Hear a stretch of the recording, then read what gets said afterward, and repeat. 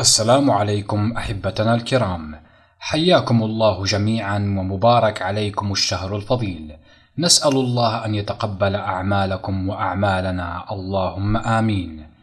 في هذه الحلقة إن شاء الله سنبين لكم أحبتنا الكرام أحد أكاذيب وتدليسات مشايخ الدجل.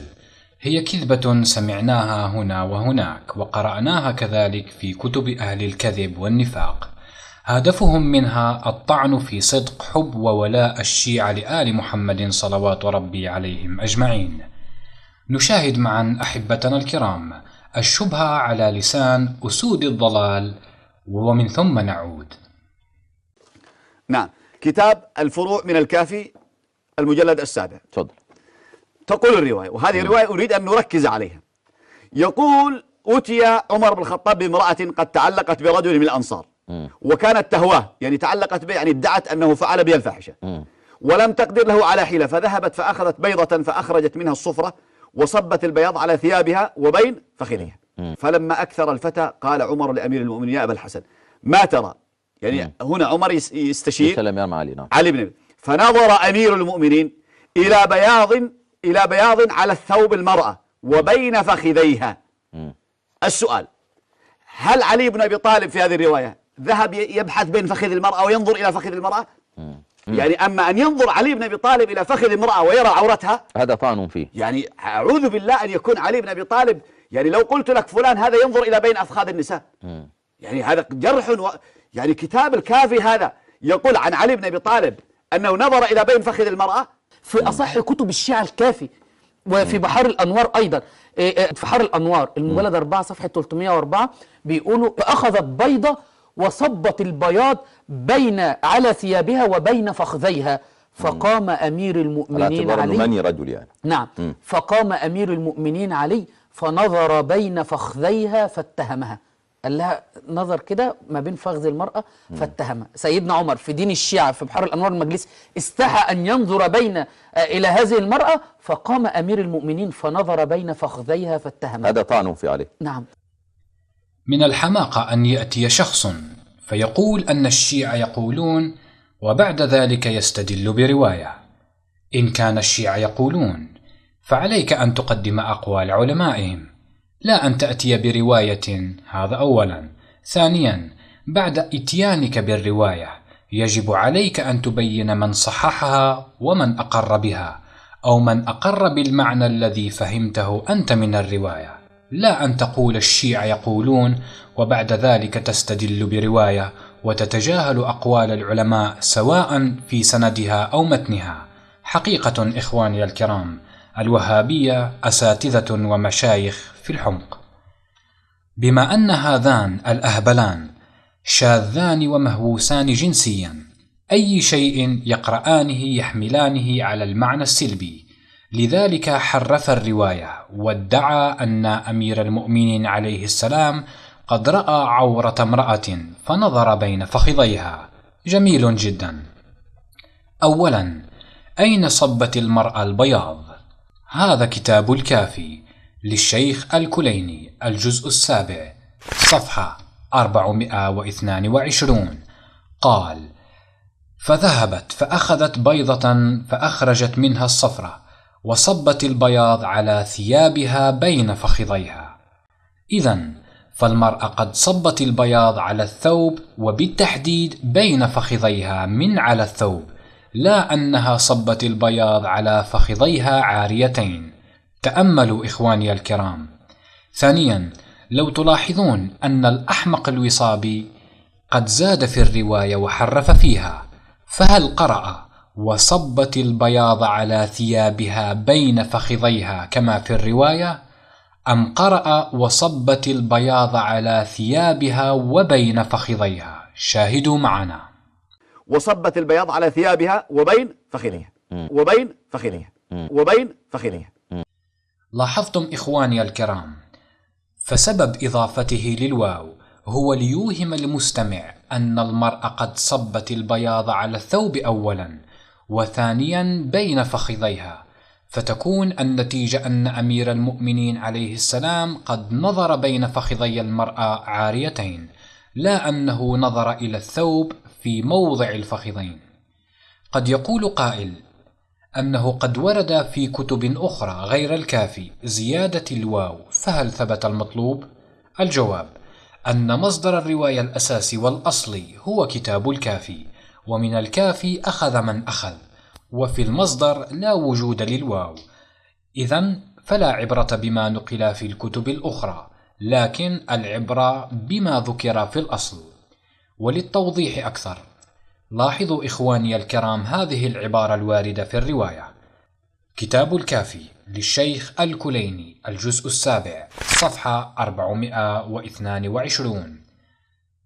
فقال: ائتوني بماء حار قد أغلى غليانا شديدا، ففعلوا، فلما أتي بالماء أمرهم فصبوا على موضع البياض فاشتوى ذلك البياض.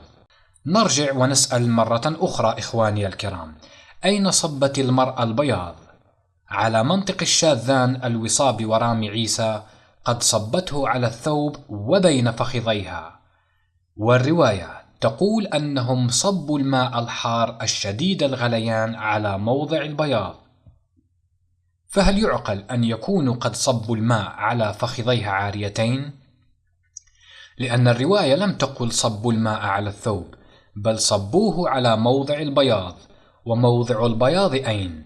الرواية تقول: وصبت البياض على ثيابها بين فخذيها، فعلم أن البياض كان على الثوب موضع الفخذين، لا على نفس الفخذين عاريتين، إذ كيف يعقل أن يصب الماء الحار على فخذي المرأة عاريتين؟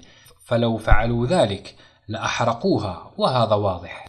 ومع كل هذا إخواني الكرام، فلتعلموا أن الرواية هذه لا تصح سندا.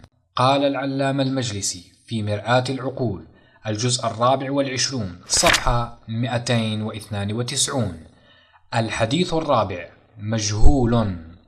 إذن كيف جاز للشيخ الأمين الوصابي والأحمق اللعين رامي عيسى أن يستدل علينا برواية ضعيفة متهالكة؟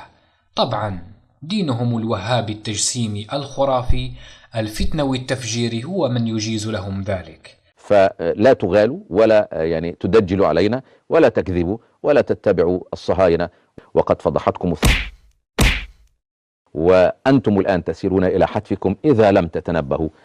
الحقيقة إخواني الكرام أن تلك الرواية فيها إثبات جهل عمر بن الخطاب، لذلك حاول الوصابي وزوجته رامي عيسى أن يقلب الرواية إلى طعن في أمير المؤمنين عليه السلام، لكن هيهات، فجهل عمركم ثابت حتى في كتبكم. جاء في كتاب الطرق الحكمية لابن القيم الجوزية، صفحة 120 ما نصه: وقال جعفر بن محمد: أتي عمر بن الخطاب بامرأة قد تعلقت بشاب من الأنصار وكانت تهواه، فلما لم يساعدها احتالت عليه، فأخذت بيضة فألقت صفارها وصبت البياض على ثوبها وبين فخذيها، ثم جاءت إلى عمر صارخة فقالت: هذا الرجل قد غلبني على نفسي وفضحني في أهلي، وهذا أثر فعاله.